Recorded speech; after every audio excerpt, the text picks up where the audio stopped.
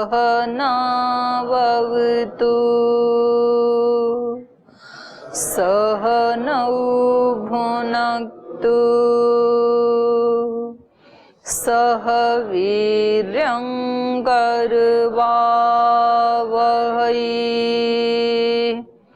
तेजस्विनावधीतमस्तु मा विद्विषावहै। ओम शांति शांति शांति।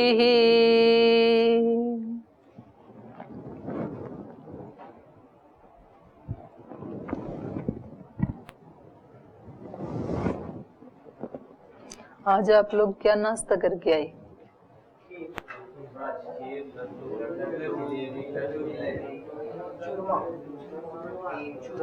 आज क्या था ऐसा? खीर, लड्डू, जलेबी, चूरमा। मैंने तो वैसे ही पूछ लिया, मैंने सोचा आप खिचड़ी बताने वाले हैं। और इधर दलिया।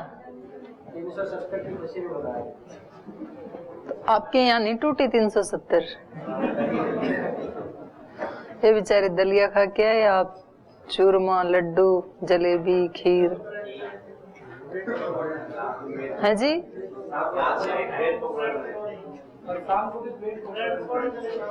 अच्छा, शाम को ब्रेड पकोड़े। कितने दिन चलेगी ये खुशी? पूरा सप्ताह? 70 साल का मामला था, 70 दिन तो चलेगा।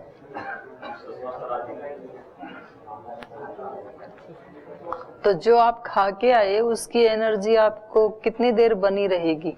उस शक्ति को आप कितने टाइम यूज करते हैं? कब कब यूज करेंगे? 12 घंटे पूरे दिन, 12 बजे तक। इतना शॉर्ट टाइम, इतना खा के।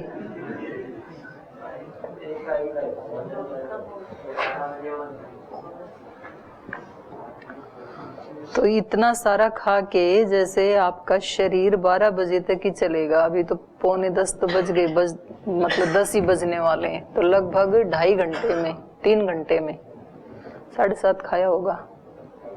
तो जब आपको 3.5-4 घंटे में दोबारा खाने की आवश्यकता पड़ती है, ऐसे ही भगवान कृष्ण और भगवान व्यास हमें वैचारिक और इमोशनल डाइट दे रहे हैं। अभी तो आप फिजिकल डाइट लेके आए हैं, स्थूल शरीर के लिए प्रातःराश करके आए हैं, लेकिन जीवन केवल स्थूल शरीर से तो चलता नहीं है।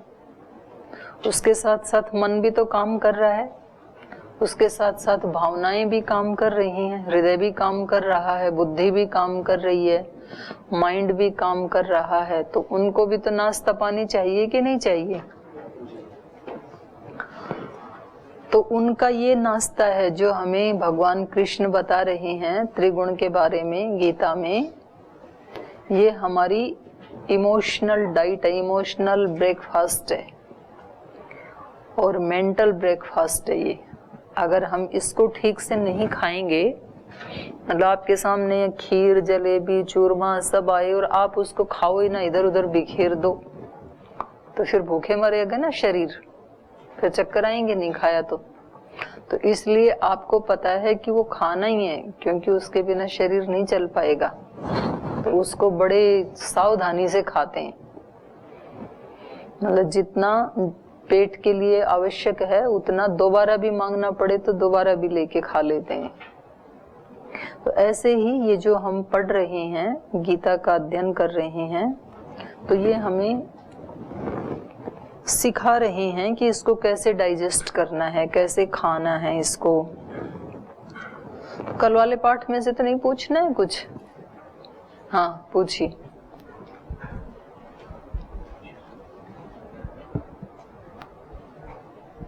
ओम दीदी प्रणाम। जैसे एक सात्विक आत्मा कहीं पे जाती थी, एक इन्वायरमेंट बनता है जो सात्विक एनर्जी बोलते जिसको। तो जैसे कि मान लो उदाहरण के लिए मैं गया या फिर कोई भी XYZ कोई भी गया, अब अगर हम इन कपड़ों में जाते हैं तो स्वाभाविक सा है कि कोई भी हमारे चरण छूना, हमें सम्मान देना, वो तो करेगा ही सही, और करते भी हैं। तो हमारे पास तो विशेष ऐसी कुछ एनर्जी है नहीं अभी, खाली शब्द ज्ञान है थोड़ा बहुत कुछ हमारे पास में। तो जो खुद भिखारी है वो दूसरों को क्या बांटेगा? कुछ नहीं बांटेगा। भिखारी क्या बांटेगा? प्रश्न क्या है आपका? जैसे हमारे पास एनर्जी नहीं है तो हम दूसरों को क्या बांटेंगे? किसने आपको मना किया? तो खाली शब्द ज्ञान से हो जाएगा? क्यों हो जाएगा शब्द ज्ञान से? शब्द ज्ञान से तो शब्द ज्ञान का प्रसाद मिलेगा। आपको कोई आटा आटा खिला दे, घर में जाओ तो उसमें से पीपे में से निकाल के बोले ये दाल रही और ये आटा रहा, लो खा लो, फाँक लोगे? वही तो पूछ रहे, एनर्जी कैसे प्राप्त होगी वो? बताइए वही कैसे प्राप्त होगी? कितना नया प्रश्न पूछ रहे हैं, जैसे आज तक इसकी चर्चा ही नहीं हुई है। बताइए ब्रह्मचारियों, कौन बताएगा? हाँ वो उनको दो, वो ले लो पीछे से। हाँ बताओ भाई। एनर्जी जीवन जीने से और ध्यान साधना करने से उसको जीने से प्राप्त होगी। जो आपको शब्द ज्ञान है उसको जीने से एनर्जी मिलती है, सीधा सा फार्मूला है। और इसकी रोज चर्चा होती है कि जो शब्द ज्ञान आपके पास है उसको प्रयोग करो अपने जीवन में, एनर्जी मिलेगी। रोटी रोटी रोटी रोटी बोलने से पेट भरेगा? जो रोटी शब्द का अर्थ है उसको खाओ, एनर्जी मिलेगी। खीर खीर खीर करने से पेट भरेगा क्या? खीर तो शब्द है एक, उस शब्द का जो अर्थ है उसको यूज करो। जी और प्रश्न बताओ। ये तो रोज ही बताती हूँ, उस जीने से होगा। ओम जी जी जी इसमें लिखा है जो रजोगुण की प्रबलता मरे, हाँ जिसकी आसक्ति रजोगुण में, तो वह फिर पुनः उसी योनि में होता है, अर्थात वो मनुष्य, आपने बताया मनुष्य पैदा होगा। हाँ, लेकिन दूसरा मनुष्य योनि मध्यस्थ है ना, लेकिन अगर उसके कर्म, अधिकतर कर्म उसने बुरे किए हैं, फिर इस स्थिति में क्या होगा? मरते समय रजोगुण में मरा है तो योनि मनुष्य की मिल जाएगी और भोग बहुत ही कम मिलेंगे। जबकि दूसरा भाग ये कहा गया कि जिसकी मैंने पढ़ा भी है और सुना भी है कि 51% से अधिक, 50% से अधिक अच्छे कर्म है तो मुना मनुष्य हो। जबकि मरते समय अगर रजो वृत्ति में ना मरा हो तब फिर स्थिति क्या होगी? मरा या नहीं मरा रजो जैसे 50% से अधिक अच्छे कर्म किए हैं लेकिन मरते समय उसकी स्थिति रजोगुण में ना हो, तमो में हो जाए, तो ये तो एक नियम बता दिया गीताकार ने कि 50% से अच्छे कर्म किए लेकिन मरते समय ना सात्विक प्रवृत्ति थी ना राजसिक थी, तामसिक प्रवृत्ति हो गई। तामसिक प्रवृत्ति का अर्थ यहाँ पे बताया है लोभ की वृत्ति या मोह की वृत्ति या प्रमाद की वृत्ति, उनमें से किसी वृत्ति में मर गया तो शरीर तो मनुष्य का या देवताओं का नहीं मिलेगा, निम्न योनि का शरीर मिलेगा कोई, लेकिन उसके वो संस्कार नष्ट नहीं होंगे। तो पशुओं में भी कुछ सात्विक पशु होते हैं, कुछ राजसिक होते हैं, कुछ तामसिक होते हैं। योनि में भी जैसे गाय की योनि पशुओं की दृष्टि से सात्विक योनि है और सांप बिच्छू आदि की तामसिक, उससे निकृष्ट योनि है वो। और फिर गाय योनि में भी 3 प्रकार के मिलेंगे आपको।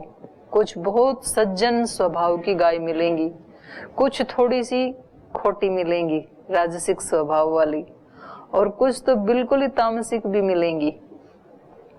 जब देखो तो मारती रहती हैं सींग और दूध भी देती नहीं है। तो संस्कार वैसे वैसे बने रहेंगे, संस्कार नष्ट नहीं होंगे उस योनि में जाने के बाद भी। तो आपने देखा ना कुछ तो पशुओं को, कुत्ते बिल्ली को भी कैसे भोग उपलब्ध होते हैं उनको। योनि तो मिली पशु की, लेकिन कुछ बिल्ली कुत्ते उनके लिए स्पेशल बेड बना के रखे हैं, उनका स्पेशल कमरा है, स्पेशल खाना है, उनको दूध मिलता है, अच्छी क्वालिटी के बिस्किट मिलते हैं, और किसी के बच्चे को भी दूध नहीं मिलता है और किसी के बच्चे भी भूखों मर रहे हैं, उनको खाना भी नहीं मिलता है। तो कोई भी कर्म हमारा नष्ट नहीं होगा। तो इन दोनों बातों में विरोधाभास नहीं दिख रहा है ना कि 50% अच्छे कर्म है तो भी मनुष्य, अगर कर्म अच्छे ज्यादा नहीं है लेकिन रजो में मर रहा है तो भी मनुष्य। वृत्ति का भी तो प्रभाव पड़ेगा ना, किस वृत्ति में मर रहा है। 50% अच्छे वो नष्ट नहीं होंगे इतर योनि में जाने पर भी, वो अच्छे का अच्छा ही मिलने वाला है, लेकिन अंतिम समय में जो स्मृति रही, जहाँ पर हमारी आसक्ति रही, योनि वही मिलेगी। अच्छा, स्थान विशेष के भी बारे में पढ़े कि मरते समय जैसा लोकांतर चित्त में आ जाता है वैसे ही उस स्थान पे ना स्थान जन्म नहीं, होता है। वृत्ति। स्थान कोई भी आप याद करोगे उस स्थान में नहीं जाओगे, उसको लेके आपकी वृत्ति कैसी है उसके अनुसार आपको जन्म मिलेगा। जी ओम दीदी प्रणाम। प्रणाम जी। हाँ, मेरा प्रश्न है दीदी कि इसमें कहा गया प्रकृति के गुणों के अतिरिक्त दूसरा कोई करता नहीं है, हम जो कुछ करते हैं गुण ही करते हैं, गुणों के ही कारण होता है। तो इसमें अपने जो अच्छे या बुरे कर्म करते हैं या प्रारब्ध की बात करते हैं, तो उसको दोनों में कैसे देखेंगे? क्यों? जो कर रहा है वो भोगेगा भी, ठीक तो न्याय है। प्रकृति करा रही है, प्रकृति भोगती है। तो कर्म के आधार पे वो प्रकृति गुणों को वो करेगी। तो एक आपके इस अस्तित्व में सुख दुख की अनुभूति मन को ही तो होती है, मन और बुद्धि को ही। मान लो किसी व्यक्ति का कोई मानसिक संतुलन बिगड़ गया, तब उसके घर में किसी की मृत्यु होगी तो भी वो तो रोता ही नहीं है, क्योंकि उसको पता ही नहीं है, उसका माइंड काम ही नहीं कर रहा है। तो सुख दुख की अनुभूति बुद्धि और मन को ही होती है अभी भी, और वो हम आरोपित करते हैं अपनी आत्मा के ऊपर। अनुभूति उन्हीं को ही होती है, वो आरोपित की जाती है। जैसे जो क्रिकेट खेल रहे हैं, हार या जीत उन्हीं की होती है, और सबसे ज्यादा प्रभाव भी उन्हीं के ऊपर पड़ता है, लेकिन पूरा देश और देश का प्रधानमंत्री उसके ऊपर आरोपित किया जाता है कि भारत हार गया या भारत जीत गया। लेकिन वास्तव में ना भारत हारा ना जीता, क्योंकि भारत तो खेला ही नहीं। जो प्लेयर खेले थे वो हारे या जीते। तो सुख की अनुभूति या दुख की अनुभूति या तो हमारे मन को होती है या तो बुद्धि को होती है। और यदि इन्होंने पुण्य कर्म किए थे, मन ने, बुद्धि ने, इंद्रियों ने, तो उसका फल सुख मिलेगा, सुख की अनुभूति होगी। यदि इन्होंने कोई पाप कर्म किए थे, निषिद्ध कर्म किए थे, न करने योग्य कर्म किए थे, तो फिर उसका फल होगा दुख। तो दुख की अनुभूति भी इन्हीं को ही होती है। और जो योगी इनसे अतीत हो गया त्रिगुण से, तो उसको ना सुख की अनुभूति होगी ना दुख की अनुभूति होगी। ज्ञान तो होगा सुख का और दुख का, लेकिन वो अपने उसमें आत्मा पे आरोपित नहीं होने देगा उसको। और मन और बुद्धि को भी वो उन सुख दुख को भोगने में नहीं लगाएगा, बल्कि उनको जानने में लगाएगा। एक होता है भोग और एक होता है उनको जानना, दोनों में अंतर है। मेरे को दुख है, पैर में कोई कांटा लगा है, पीड़ा हो रही है, ये मेरे को ज्ञान है, ये बिल्कुल अलग बात है। और उसको लेकर के मैं बिल्कुल रो रहा हूँ, चिल्ला रहा हूँ और मुझे लग रहा है कि मैं ही पीड़ित हो गया, ये उसको भोगना है, ये अलग है। तो प्रकृति ही कर्म कर रही है, प्रकृति ही भोग रही है। कर्म करते हुए भी मैं प्रकृति का दृष्टा हूँ और उसको भोगते हुए भी मैं सुख दुख का दृष्टा हूँ। तो जैसे हमारे प्रारब्ध है, पूर्व के कर्म हैं अच्छे या बुरे, उसके हिसाब से प्रकृति काम करती है ये तीनों। हाँ, क्योंकि जैसे संस्कार हैं पहले से मन में, बुद्धि में, चित्त में, वैसा ही अब दोबारा प्रवृत्त होगा उन संस्कारों के अनुसार। फिर अब प्रवृत्त होगा, उसके और संस्कार बनेंगे, फिर वैसा ही कर्म। तो संस्कार और वृत्ति ये तो चलता ही है। तो सुख और दुख से बुद्धि और मन को ही पता होगा इस चीज का। हाँ, तो दूर भी यही करेंगे। इसमें आत्मा की क्या भूमिका रहेगी? किसमें? इसके लिए प्रयास अपने पुराने कर्म को जो हमने अच्छे या बुरे किए हैं, तो बुरे का बुरा गुण के हिसाब से हमें फल प्राप्त हो रहा है, तो इसकी अनुभूति सिर्फ बुद्धि और मन को हो रहा है। हाँ, तो दूर भी वही करेंगे, फिर दूर भी वही करेंगे। और आत्मा दोनों का दृष्टा है, और एनर्जी भी आत्मा की ही है, शक्ति आत्मा की ही है। वर्तमान में अभी कभी हमें आलस्य प्रमाद हो रहा है या तामसिक या राशिक स्थिति में हो रहा है, तो उसके लिए हमारे प्रारब्ध जिम्मेदार होंगे कि अभी के कर्म होंगे? दोनों हो सकते हैं। प्रारब्ध के पीछे के संस्कार तो माने ही जाएंगे, उसमें हैं ही, पर अभी हम उनको तोड़ नहीं रहे हैं, उनको और बढ़ा रहे हैं अभी भी प्रमाद करके। पहले ही कोई स्थिति आ रही है राजसिक तामसिक, वो तो इस बात की प्रमाण है कि वो संस्कार हमारे अंदर हैं, लेकिन अभी भी हम उसको प्रश्रय दे रहे हैं, ये हम नया कर्म कर रहे हैं, उसको और बढ़ा रहे हैं अभी। अगर सर्वथा संस्कार होते ही नहीं तब तो आप प्रवृत्ति ही नहीं होते आलस्य प्रमाद में, तो दोनों हो रहे हैं। क्या हम जान सकते हैं कि ये जो आलस्य प्रमाद हो रहा है ये प्रारब्ध के कारण है कि वर्तमान के कारण है करके? नहीं, वर्तमान के कारण तो आप उसको हटाएंगे कि मैं तो कर ही नहीं रहा प्रमाद, मैं जागरूक हूं, मन कर रहा है कि क्लास में ना जाऊं, लेकिन मैं ऐसा करूंगा नहीं, तो मैं अभी जाऊंगा, तो आपने तो काट दिया उसको। तो चाहे वो वर्तमान का प्रारब्ध था, चाहे वो पहले वाला था, कोई भी था, इस समय जिम्मेदारी क्या है मेरी? उसको तोड़ने की जिम्मेदारी है इस समय। तो ऐसा कर दिया तो आपने उसको हटा दिया, पीछे वाले को भी उसको तोड़ दिया जो एक साइकिल चल रहा था, और वैसा कर लिया आपने तो फिर एक और बढ़ा लिया, तो फिर अगले दिन और आसानी से कर लेंगे क्योंकि एक और बढ़ गया संस्कार। और जैसे हम जागरूक रहते हैं फिर भी पता नहीं चलता कब छोटा सा प्रमाद हो जाए, फिर बाद में पता चलता है कि मेरे को यहाँ पे प्रमाद हुआ, कि तभी एकदम सतर्क थे, तो वो कैसे देखेंगे फिर? कोई बात नहीं, उसमें धैर्य रखे साधक। कभी तो जागरूक रहते समय भी, एक दिन मैंने बताया था ये कि आप जागरूक हैं, आपकी गाड़ी बहुत स्पीड से चल रही है और आप जागरूक हैं और आपने देखा कि खड्डा आ गया या ब्रेकर आ गया, तो भी आप एकदम से ब्रेक नहीं लगा सकते हैं, जानते हुए भी। ये जान रहे हैं कि यहाँ आराम से चलना चाहिए, लेकिन आपने देखा ही अब उसको, तो कभी देखते देखते भी खड्डे के ऊपर से जोर से जाते हैं आप, क्योंकि ब्रेक लगाना पॉसिबल नहीं है। ब्रेक लगाने के लिए तो धीरे धीरे लगते हैं, पहले थोड़ा स्लो करना होता है, गाड़ी एकदम से नहीं रुकती है। तो इसीलिए तो साधक को वर्षों लग जाते हैं, कभी 2-4 वर्ष लग जाते हैं। जैसे महात्मा बुद्ध को 6 वर्ष लग गई, तो ये 6 वर्ष उनको किस में लगे? जो पीछे के संस्कारों का जो प्रवाह था उसको स्लो डाउन करने में लगे। तो जानते हुए भी कभी ऐसी चीजें होंगी, लेकिन यदि आप जान रहे हैं तो आप उसको सम्मान नहीं देंगे। आप ये जानेंगे कि ये मैंने ठीक नहीं किया। ठीक नहीं किया तो अब अगली बार के लिए आप रिहर्सल करेंगे। जैसे आप स्टेज के ऊपर भाषण दे रहे हैं या कोई नाटक आप प्ले कर रहे हैं, आपका कोई एक रोल है और आपने उसको अपने स्क्रिप्ट को याद भी किया, मुझे क्या क्या डायलॉग्स बोलने हैं, और बोलते समय आप भूल गए, मतलब वो प्ले नहीं कर पाए, आप वैसा अभिनय नहीं कर पाए, तो आपको पता चलेगा ना कि मैं अभिनय नहीं कर पाया, क्योंकि नीचे तालियां बजी ही नहीं, और बजी तो भी इसलिए बजी कि अब आप रुक जाओ। तो कभी कभी तो पता ही नहीं चलता है, जो थोड़े से भोले भाले होते हैं ना, तो श्रोता इसलिए ताली बजाते हैं कि ये बैठ जाए, और वो और ज्यादा बोलता है, उसको लगता है कि श्रोताओं को अच्छा लग रहा है, तो ये उसका भोलापन है।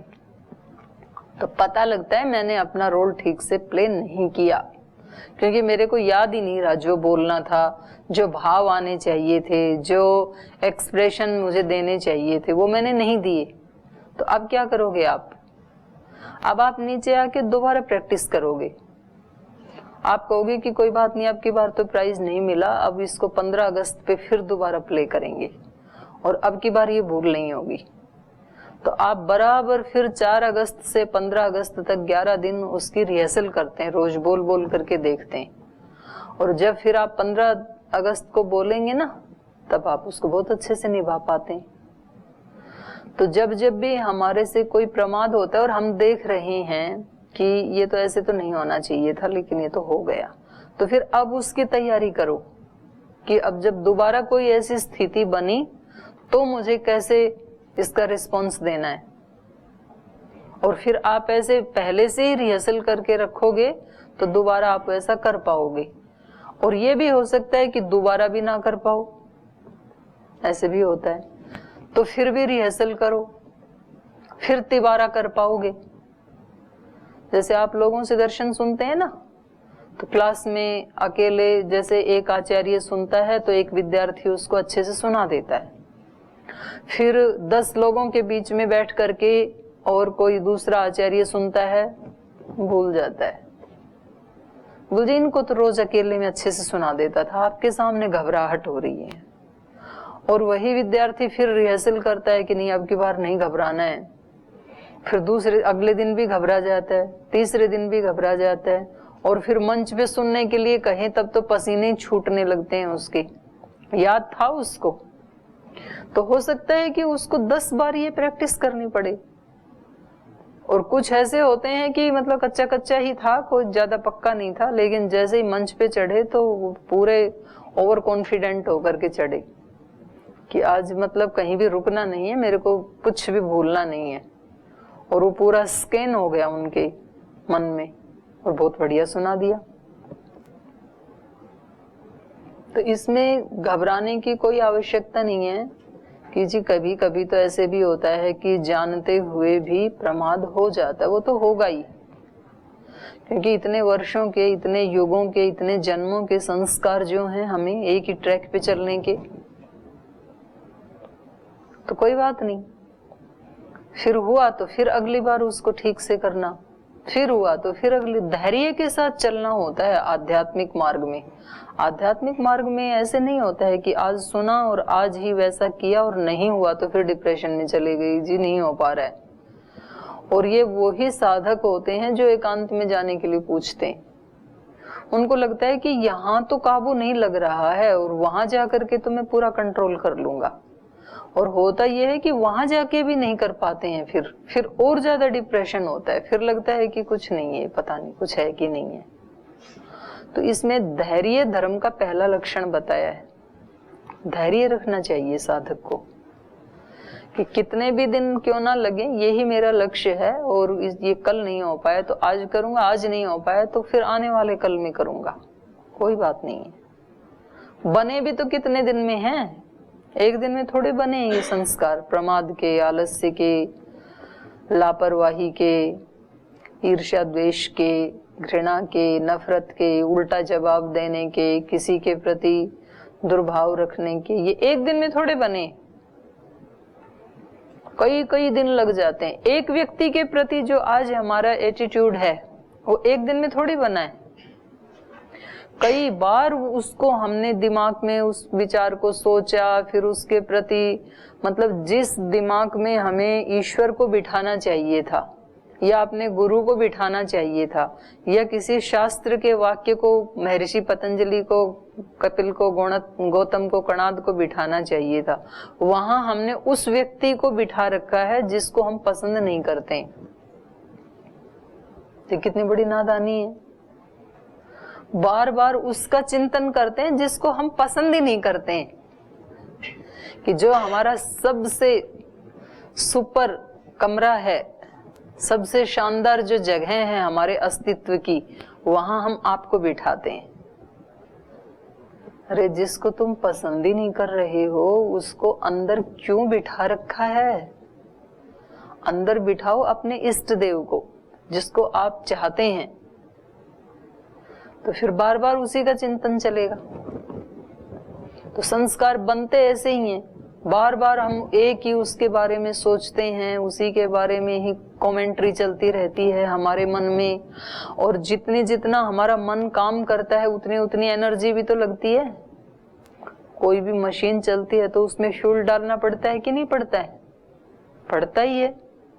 ये शरीर की भी मशीनरी चल रही है तो इसमें खीर हलवा सब डाल के आए ना सुबह सुबह, तब चल रहा है, नहीं तो नहीं चलेगा ये। तो मन जो इतना काम कर रहा है 24 घंटे नहीं तो 18-20 घंटे, सोते सोते भी करता रहता है कुछ का, तो भगवान की व्यवस्था से 2-3 घंटे चुप हो जाते हैं, नहीं तो उसमें भी सपने ही देखते रहते हैं। तो एनर्जी तो लगती ही है, तो एनर्जी का ह्रास हो रहा है, उल्टे संस्कार बन रहे हैं, एनर्जी का ह्रास हो रहा है। जहां लगनी चाहिए थी शक्ति वहां बिल्कुल लॉस हो रहा है, वहां 1% भी नहीं लग रही, और जहां बिल्कुल नहीं लगनी चाहिए थी वहां 90% लग रही है। ऐसे बनाए हैं हमने ये संस्कार कितना अत्याचार किया है हमने अपने ही ऊपर, अपनी ही शक्तियों को अपने ही विरुद्ध कार्यों में लगा दिया जो हमारे लिए हितकारी नहीं थे। तो हमारा अपकार किसी दूसरे ने नहीं किया, हमारी खुद की ही लापरवाही ने किया है। तो अब उपकार भी कौन करेगा? मैं ही करूंगा। तो जितने लंबे समय तक मैं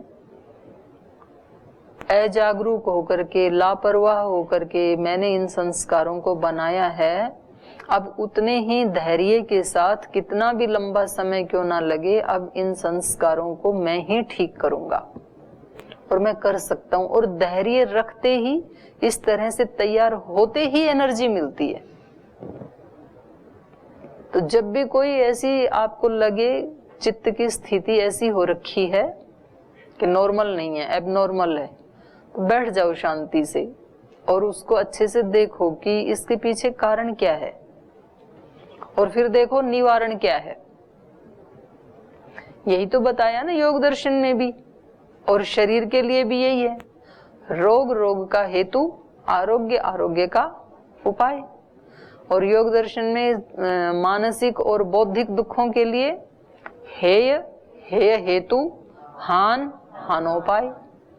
तो पहले देखो दुख क्या है, मेरे को क्या परेशानी है, तो पता लगेगा ये दुख है। तो इसका कारण क्या है उसको ढूंढो, फिर रूट कहाँ है, क्योंकि काम वहां करेंगे। आपको पता है आधे रोग आजकल रोगों की जड़ में ना जाने से और ठीक निदान ना करने से पैदा हो रहे हैं। जैसे व्यक्ति को ठीक से नहीं सोचता है, बहुत अपेक्षाएं रखता है, दूसरे अपेक्षाएं पूरी करते नहीं हैं, ऐसे करते करते फिर उसका बीपी हाई हो जाता है। तो ये प्रज्ञा अपराध से बीपी हाई हुआ। फिर बीपी हाई के लिए जो दवाइयां लेता है, उन दवाओं से फिर पैरालिसिस हो जाता है, किडनी फेल हो जाती है। मतलब ये तो मैंने प्रत्यक्ष देखे हुए उदाहरण कह रही हूं मैं। लीवर खराब होता है, किडनी खराब होती है, पैरालिसिस हो जाता है, वो दवाई के बैड इफेक्ट से हुआ है। हाँ, उसके कॉम्प्लिकेशंस होते हैं।